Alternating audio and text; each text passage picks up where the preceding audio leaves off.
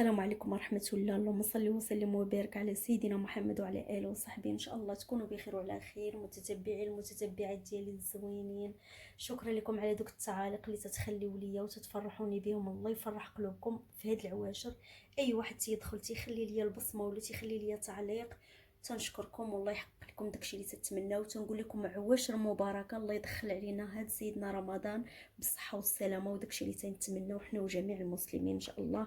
اليوم غادي نشارك معكم البريوات بالطريقه ديالي، تيجيو غزالين ولذاذين ومقرمشين، والقرمشه ديالهم تتبقى مده طويله ما تيرطبوا ما حتى شي حاجه، تتبقى القرمشه ديالهم كيف ما تنصايبهم وما تيبقاوش ليا تنتخاطفوا عليهم.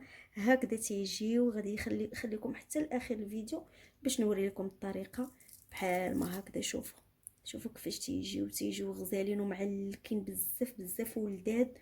وما تنساوش لي اول مره تيتفرج في هذا الفيديو ديالي دخلوا عملوا اشتراك وفعلوا الجرس باش اي حاجه جديده توصلكم. خليوا لي التعاليق ديالكم والبصمات، وخليكم حتى الاخر باش نوري لكم الطريقه ديال هاد البريوات الزوينين المغربيين تيجيو لذاذ بزاف بزاف. اول حاجه باش غنبدا بها ديال هاد البريوات اللي وريت لكم المعلكين اللي تيجيو لذاذ المعتمدين عندي. انا عندي كيلو ديال اللوز. نتوما القياس اللي غادي ديروا، انا كيلو ديال اللوز عملته درت ليه بحال هكذا، فسخته في الماء طايب وما خليتوش في الماء طايب بزاف، وقشرته بحال هكذا، خليته حتى نشف مزيان واحد 4 سوايع حتى نشف ليا من الماء. دابا انا ما غاديش نقليه في الزيت، انا خديت منه 400 غرام لانني العقده ديال اللوز ما تنديرهاش انا كلها محمره، تنخلي الكثير ديالها بلا تحمار. غادي ندهن ليه واحد شويه الزيت بحال هكذا، غير شويه باش يتحمر ليا كيف ما درت معكم في السلو.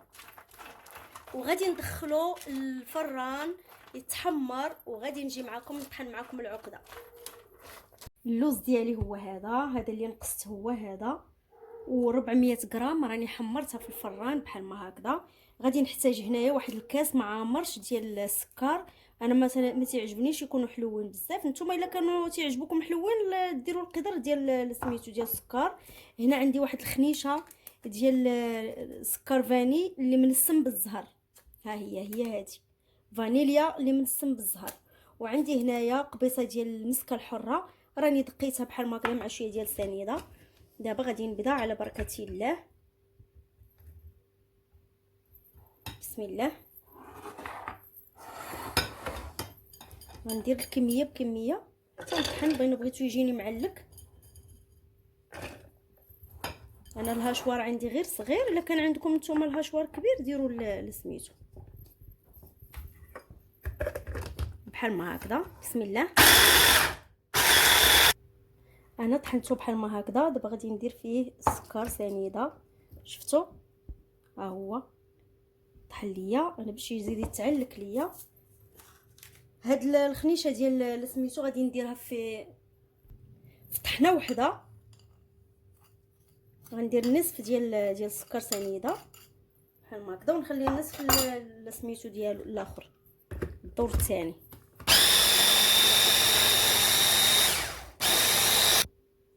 انا طحنته تعلق ليا بحال ما هكذا. العقده ديالي هي هذه.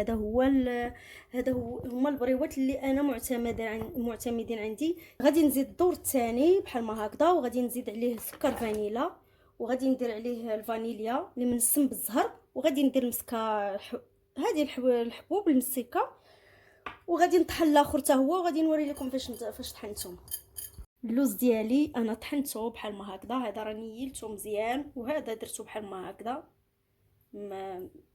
عجينه بحال ما هكذا. وغادي نحتاج باش غادي نخلط، غادي نحتاج هنا معلقه كبيره ديال الزبده تكون نوعيه زوينه باش ما تلقش لكم الماء في البريوات وباش ما يتفرقعوش لكم في القليان. غادي نحتاج هنايا واحد المعلقه صغيره ديال القرفه. غادي نحتاج هنا معلقه كبيره. السر اللي تيجيب ليا انا هاد البريوات غزالين بزاف، واحد البنه غزاله، هو هاد المعلقه ديال المربى اللي هو سميتو الكونفيتير. على بركه الله. غادي نحتاج هنا ندير القرفه، معلقه صغيره ديال القرفه. ما نكثرش القرفه باش يبقى ليا داك المذاق زوين. ونسيت الماء ورد ما بينتوش معاكم. عندي هنا المعلقه ديال الكونفيتير مربى المشمش. عندي هنا المعلقه كبيره ديال الزبده، كيف ما قلت لكم النوعيه زوينه. ولا ذوبوها الا ما كانتش، الا كنتم ماشي متاكدين في النوعيه بان زوينه، ديروها ذوبوها مزيان حتى تولي نوازيت. دابا غادي نعجن بالماء ورد. بسم الله.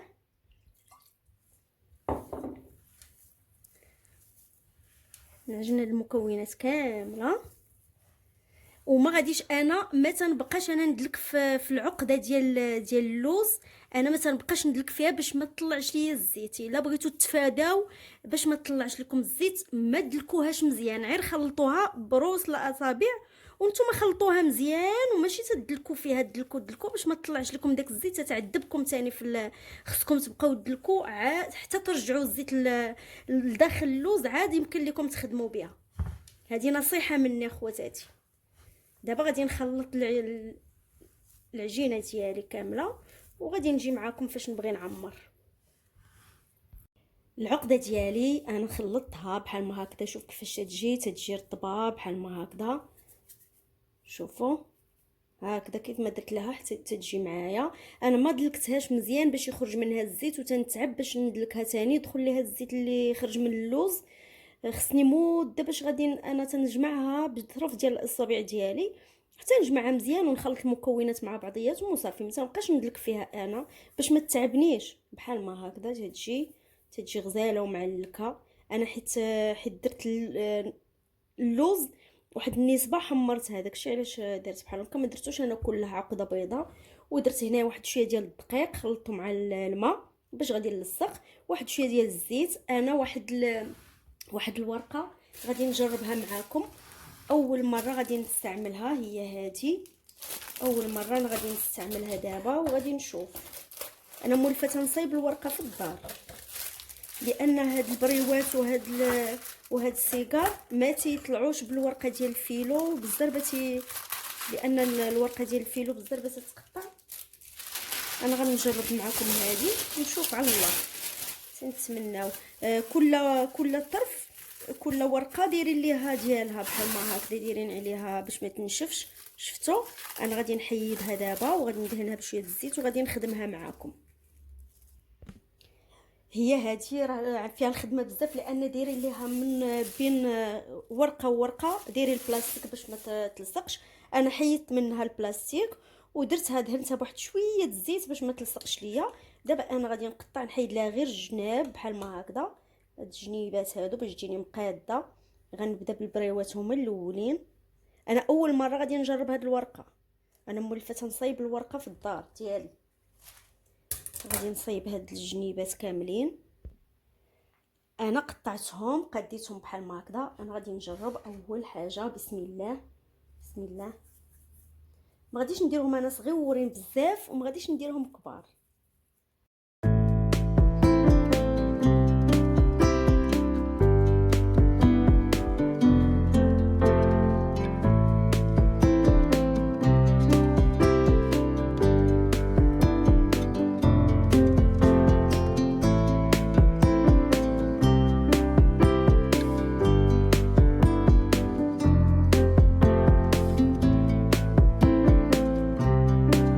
خواتاتي البريوات ديالي هما هادو، راني عمرتهم وخليتهم نشفوا مزيان. هاد البركه اللي شاركت معكم. هاد الكيلو ديال اللوز خرج ليا 132 حبه ديال البريوات. خليتها بحال ما كنت معوله ندير حتى المحينشات، ولكن الورقه ما ساعدتنيش. فالصو ماشي هي هذيك، ماشي ديال المحينشه، غير ديال البريوات بحال ما هكذا. انا خليت الزيت هنايا، درت الزيت حتى سخن. هو هذا راه سخن ونقصت عليه البوطاغاز. والعسل هنايا فاش غادي نطفي. بسم الله على بركه الله. انا غادي نبدا نحط. بسم الله بسم الله.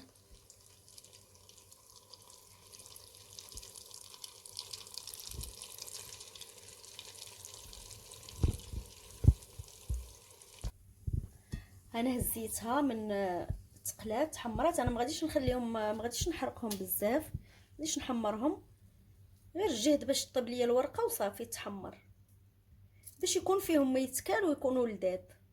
انا من بعد ما درتها في العسل غادي نهزها، غادي نصفيها هنايا. انا خليتها شويه غارقه، غادي ندير معكم الدور الثاني، وغادي نبقى بحال ما هكذا حتى تنسالي الكميه اللي عندي كامله، وغادي نوريها لكم في الشكل نهائي. وما تنساوش تخليو لي التعاليق وخليو لي اللايكات، ولاول مره تيتفرج في الفيديوهات ديالي دخلوا عملوا اشتراك وفعلوا الجرس باش اي حاجه جديده توصلكم. وشكرا لكم بزاف.